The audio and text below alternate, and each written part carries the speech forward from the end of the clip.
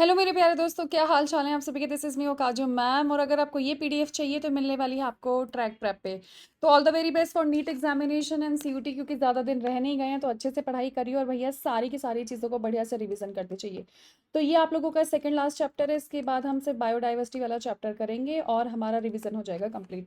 सो फटाफट मैं आपको बताती हूँ इकोसिस्टम के बारे में। सो इकोसिस्टम होता क्या है? तो इकोसिस्टम एक फंक्शनल यूनिट है नेचर की, जहाँ पर लिविंग सभी नॉन लिविंग के साथ क्या करते हैं, इंटरेक्ट करते हैं। जैसे हम रहते हैं एक जगह, तो वहां पर पहाड़ भी होंगे, पर्वत भी होंगे, झरने भी होंगे, बादल भी होंगे, सूरज की रोशनी भी आएगी और क्या होगा भैया, पत्थर भी होंगे। तो हम क्या हैं भैया, हम हैं लिविंग और हम इंटरेक्ट कर रहे हैं नॉन लिविंग के साथ। देखिए टाइप ऑफ इकोसिस्टम के बारे में जब कभी भी बात करेंगे तो टेरेस्ट्रियल इकोसिस्टम में क्या आता है, forest, grassland, desert. Aquatic ecosystem में क्या आता है, pond, lake, wetland, river, estuary. Man made ecosystem में क्या आता है, crop field and aquarium. Examples आपको ध्यान में रखकर चलना है। देखिए सबसे पहले अगर मैं स्ट्रक्चर एंड फंक्शन के बारे में बात करूंगी तो सारा का सारा जो बायोस्फीयर है उसको रिगार्ड करा जाता है ग्लोबल इकोसिस्टम के हिसाब से। इकोसिस्टम में बायोटिक और अबायोटिक कंपोनेंट होते हैं जो आपस में क्या करते हैं, इंटरेक्ट करते हैं। नेक्स्ट हम आपसे बात करेंगे, अगर हम vertical distribution of different species occupy different level, उसको स्ट्रेटिफिकेशन कहा जाता है। जैसे फॉरेस्ट की बात करें तो ट्री टॉप स्ट्रेटा लेयर पे होगा, शर्ब्स आप लोगों के सेकंड पर होंगे, हर्ब्स एंड ग्रासेस आप लोगों के बॉटम लेयर पे होंगी। तो इनको एक लेवल पर लगाने को हम स्ट्रेटिफिकेशन कहते हैं। नेक्स्ट अगर आप लोगों से बात होगी किस चीज़ के बारे में, नेक्स्ट अगर आप लोगों से हम बात करेंगे पॉन्ड के बारे में, तो पॉन्ड क्या है आप लोगों का एक्वेटिक इकोसिस्टम है। Pond is a shallow simple self sustainable water body है जो एग्जिबिट करती है सारे बेसिक कंपोनेंट इकोसिस्टम के, जैसे ए बायोटिक जैसे पानी और मिट्टी, climatic condition, solar input, cycle of temperature, day length. Autotrophic component की जब कभी भी बारे में बात करेंगे तो फाइटोप्लैंक्टन है, कुछ एल्गी है, फ्लोटिंग, सबमर्ज्ड और मैरिजनल प्लांट्स हैं। कंज्यूमर की बात करेंगे तो यहाँ पर कंज्यूमर्स आर हिट्रोट्रॉप, जो दूसरों के ऊपर डिपेंडेंट होते हैं अपना खाना खाने के लिए। यहाँ पर जू प्लैंक्टॉन्स आएंगे, free swimming and bottom drilling forms होंगी। डिकम्पोजर में हम बात करेंगे फंगस, बैक्टीरिया एंड फ्लैजिलेट्स के बारे में। एक्विटिक इकोसिस्टम की जब कभी भी आप लोगों से बात करेंगे तो autotroph convert in organic into organic matter solar energy का इस्तेमाल करते हुए। ऑटोट्रॉप खाते हैं किसको, कंज्यूम किसको करते हैं, सॉरी हिट्रोट्रॉप किसको कंज्यूम करते हैं, ऑटोट्रॉप को। और ऑटोट्रॉप क्या खाते हैं भैया, वो अपना खाना खुद से बनाते हैं, बचपन से पढ़ते आ रहे हैं। नेक्स्ट बात करेंगे decomposition and mineralisation of a dead matter to release them back for used by autotrophs. ठीक है, ये बात हम बहुत अच्छे से ध्यान में रखेंगे। देखिए 4 बेसिक कंपोनेंट्स होते हैं इकोसिस्टम के, प्रोडक्टिविटी, डिकम्पोजिशन, एनर्जी फ्लो और न्यूट्रिएंट साइकिल। देखिए जब कभी भी हम आप लोगों से प्रोडक्टिविटी की बात करते हैं, this slide is very important for CUT, है ना, CUET के लिए बहुत ज़्यादा इंपॉर्टेंट है ये slide. Solar energy is the basic requirement for an ecosystem to function and sustain. यहाँ पर अगर मैं आप लोगों से बात करूँ किस चीज़ के बारे में, अगर मैं यहाँ पर आप लोगों से बात करती हूँ अमाउंट ऑफ बायोमास, जिसको हमने ऑर्गेनिक मैटर बोला है, जो कि प्रोड्यूस होता है per unit area over a time period by plant. Photosynthesis के दौरान जितना भी बायोमास या ऑर्गेनिक मैटर प्रोड्यूस होता है उसको हम प्राइमरी प्रोडक्शन के नाम से जानते हैं। It is expressed at weight, gram, sign ध्यान रखेंगे -2 है। एनर्जी किलो कैलोरी, अगेन आप लोगों का M-2। कई बार क्या होता है एग्जामिनर आप लोगों से ऐसे दे देता है ना, +2, तो आपका यहाँ पर क्या हो जाता है बेटा, गलत होने की संभावना रहती है। तो ये चीज़ हम ध्यान में रखेंगे बहुत अच्छे से। नेक्स्ट अगर आप लोगों से बात की जाएगी किस चीज़ के बारे में, नेक्स्ट आप लोगों से बात की जाएगी the rate of biomass production को क्या कहते हैं, रेट ऑफ बायोमास प्रोडक्शन को कहा जाता है आप लोगों का प्रोडक्टिविटी। क्या कहते हैं मेरे प्यारे बच्चों, इसको हम प्रोडक्टिविटी कहते हैं। इसको एक्सप्रेस किया जाता है ऐसे। तो आपकी जितनी भी यूनिट्स आप लोगों को बहुत अच्छे से ध्यान में रखनी है। Next it is divided as gross primary productivity, जिसे GPP कहते हैं, और नेट प्राइमरी प्रोडक्टिविटी। ठीक है, ये जितनी भी स्लाइड है आप लोगों को बहुत अच्छे से ध्यान में रखनी है। आपको मैं बता दूं, आपका जो भी वेट है, एनर्जी है, बायोमास है, इन सब की यूनिट्स आपको बराबर तरीके से पढ़कर चलनी है। माइनस और प्लस का ध्यान रखना है, कोई भी चीज माइनस में ही है, प्लस में कुछ भी नहीं है। ठीक है, ये हम बराबर तरीके से ध्यान में रखेंगे। नेट प्राइमरी प्रोडक्टिविटी, ये आप लोगों का CUT में पूछने के लिए आया था। तो ग्रॉस में से जितना भी रेस्पिरेटरी लॉस होता है उसको माइनस कर देते हैं तो आप लोगों का नेट प्राइमरी प्रोडक्टिविटी मिल जाती है। सो नेट क्या होता है, it is available biomass for consumption to heterotrophs, herbivore और डिकम्पोजर्स की बात चल रही है। तो जितना रेस्पिरेटरी लॉस है उसको माइनस कर दो, ग्रॉस में से आपको नेट मिल जाएगा। ठीक है जी। सेकेंडरी प्रोडक्टिविटी की जो कभी बात करेंगे, it is a rate of formation of new organic matter by consumer. भैया कितना नया बन रहा है, इसको सेकेंडरी प्रोडक्टिविटी के नाम से जाना गया है। एक तो प्लांट स्पीसीज इनहिबिट करेंगे एक एरिया को, environmental factor, availability of nutrient, photosynthetic capacity of plants के बारे में भी हम यहाँ पर ध्यान रखेंगे। प्रोडक्टिविटी की अगर मैं आपसे बात करूँ तो annual net productivity of whole biosphere कितना है, 170 बिलियन टन ड्राई वेट के बारे में बात हो रही है of organic matter. Despite occupying 70% of a surface, the productivity ocean की कितनी है, ओनली 55 बिलियन टन। तो प्रोडक्टिविटी के नंबर्स भी हमको ध्यान में रखने हैं। डिकम्पोजिशन की बात करते हैं, it is the breakdown of complex organic matter by decomposers into inorganic substance like CO2, water and nutrient. It is largely an oxygen requiring process. अच्छा खासा ऑक्सीजन चाहिए होता है। रो मटेरियल फॉर डिकम्पोजिशन को डेट्रिटस बोलते हैं, है ना, जैसे डेड प्लांट के रेमिनेंट्स, लीव्स, बार्क, फ्लावर, जो मरे मराई चीजें होती हैं, पौधों की लगा लो या जानवरों की लगा लो, डेट्रिटस। स्टेप्स क्या क्या होंगे ये ध्यान में रखना, fragmentation, leaching, catabolism, humification and mineralisation. तो FLCHM के नाम से हम ध्यान में रखेंगे। ठीक है। Fragmentation, break down of detritus into small particles by detritivores, छोटे छोटे टुकड़ों में काटना अर्थवॉर्म की मदद से। Leaching, water soluble inorganic nutrient धरती के नीचे तक चले जाते हैं, प्रेसिपिटेट के रूप में प्रस्तुत होते हैं। ठीक है। और प्रेसिपिटेशन में भी क्या देंगे ये लोग, अनअवेलेबल सॉल्ट्स। ठीक है, धरती के नीचे तक पहुंच जाएंगे और प्रेसिपिटेट एज अनअवेलेबल सॉल्ट, यानी प्रेसिपिटेशन के रूप में होंगे लेकिन क्या मिलेगा उसमें, हमको अनअवेलेबल सॉल्ट्स मिलेंगी। कैटाबॉलिज्म की अगर मैं बात करूं तो degradation of detritus into simple organic substance by fungal and bacterial enzyme. तो फ्रेगमेंटेशन, लीचिंग और कैटाबॉलिज्म आप लोगों का साइमल्टेनियसली होता है। तो ये हमारा इंपॉर्टेंट लाइन है, पूछ लेगा भैया क्या साइमल्टेनियसली होता है तो क्या बताओगे। Humification, accumulation of a humus, dark amorphous substance in soil. Humus is resistant to microbial action, so decomposes very slowly. Being colloidal in nature, it serves as reservoir of nutrient. तो ये चीज भी हम अच्छे तरीके से क्या रखेंगे मेरे बच्चों, ध्यान में रखेंगे। नेक्स्ट अगर मैं बात करती हूँ मिनरलाइजेशन की, it is release of organic nutrient due to the degradation of humus by some microbes, भी हम अच्छे तरीके से ध्यान में रखेंगे।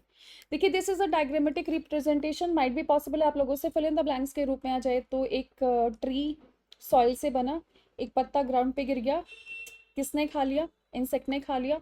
सम nutrient leach into soil by chemical action, यहाँ पर क्या होगा, सॉइल जो होगी आपकी ऑर्गेनिक रिच हो जाएगी, देन अगेन वहां से पौधा जम जाएगा। अब मान लो इस यहाँ से यहाँ पर गया, leave partially consumed by decomposers such as fungus and bacteria, they become to loose form and become litter. बस ये आप लोगों का साइकिल ध्यान में रखनी है। Further decomposition by earthworm, bacteria, soil, mites, fungus.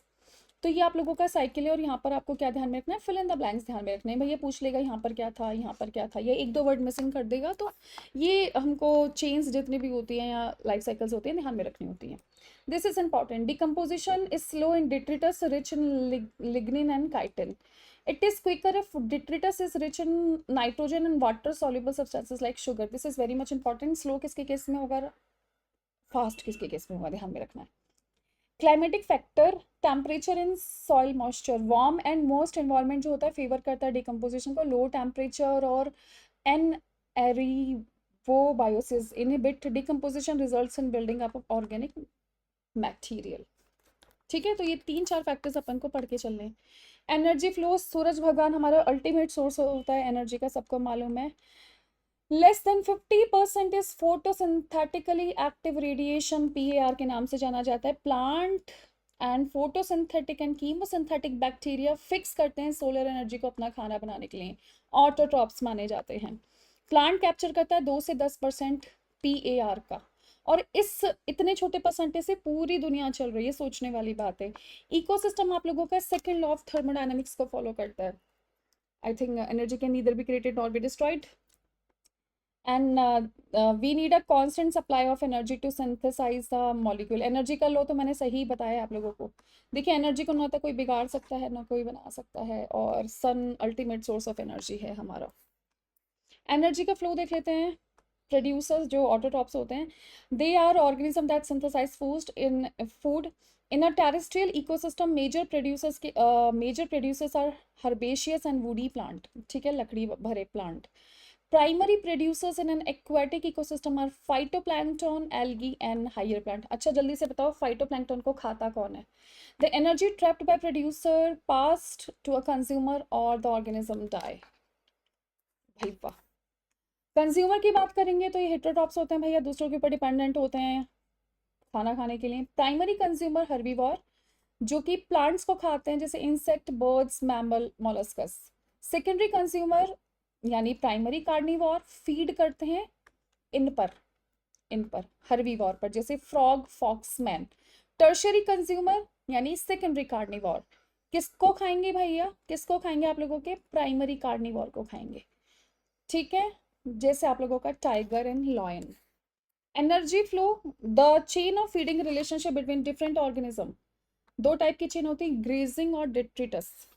Energy flow के बारे में बात करते हैं तो भैया प्रोड्यूसर से आप लोगों की consumer and then secondary consumer.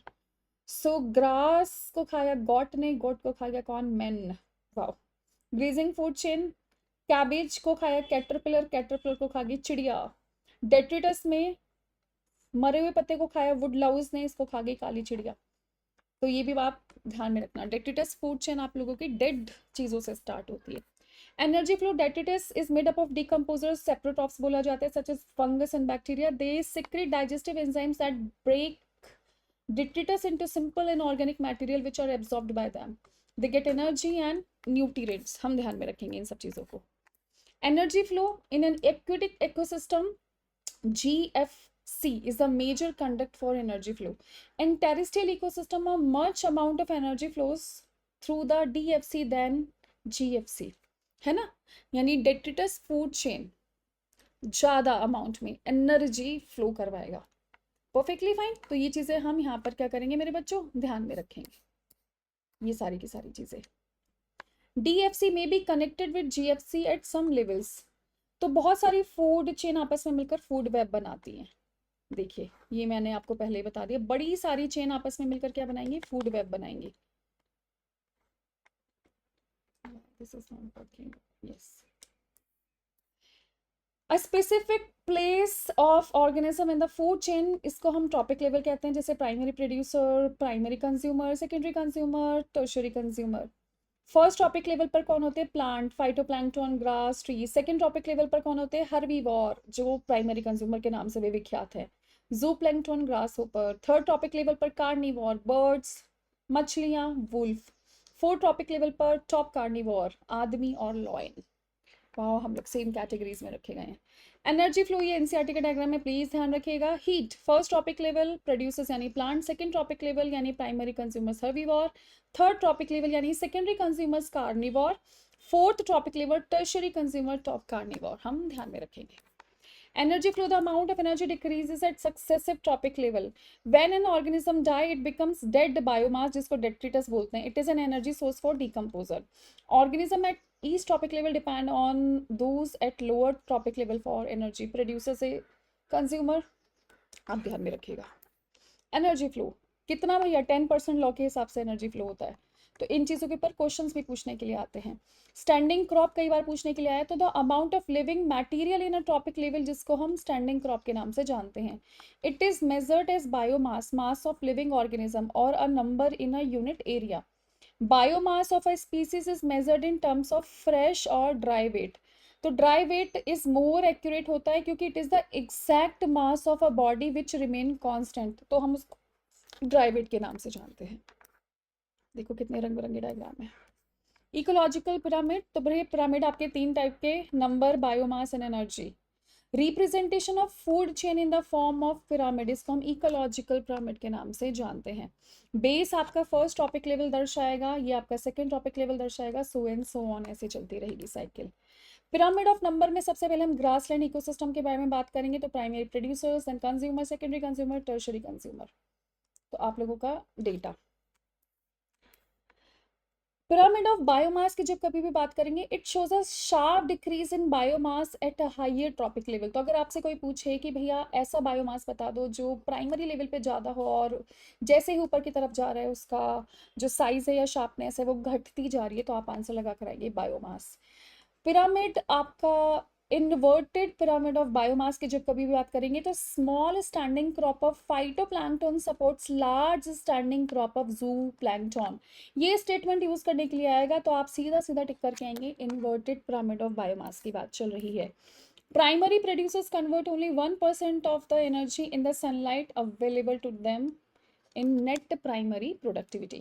ये क्वेश्चन पूछने के लिए आता है कि भैया अगर प्राइमरी लेवल पर 10,000 जूल्स है तो टर्शरी पर कितनी होगी, तो एक एक 100 कम करते जाना, मतलब एक एक जीरो कम करते जाना।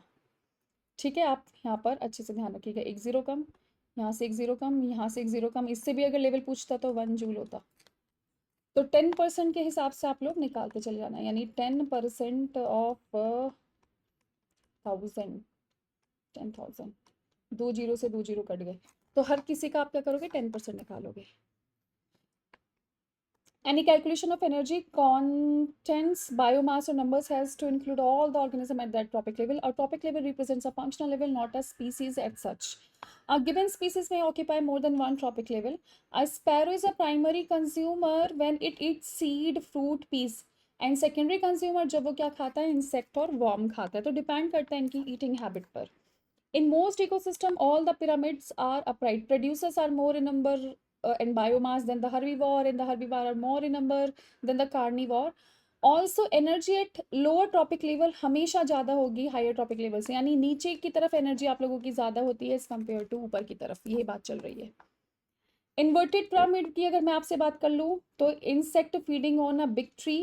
Pyramid of a biomass in sea हमेशा कैसा होगा आप लोगों का, इनवर्टेड रहेगा, क्योंकि biomass of fish far exceed कर देगा दैट ऑफ फाइटोप्लैंक्टन। तो पिरामिड ऑफ एनर्जी हमेशा अपराइट होता है, बिकॉज एनर्जी फ्लो करेगी ट्रॉपिक लेवल से दूसरे ट्रॉपिक लेवल पर, और कुछ एनर्जी लॉस होती है ना, कुछ एनर्जी का होता है लॉस हो जाता है। लिमिटेशन देख लेते हैं। It does not take into account the same species belonging to 2 or more tropic level. It assumes a simple food chain that almost never exists in the nature. It does not accommodate a food web. Saprophytes are not included in ecological pyramid. So this is all about the limitation. So thank you so much. This is all about the chapter for you today. एक chapter और रह गया, उसको भी हम फटाफट से पढ़कर रिवीजन कर लेंगे, और CUT से पहले ये सारे के सारे चैप्टर्स एक बार पढ़ लीजिएगा। Thank you so much. Bye, take care.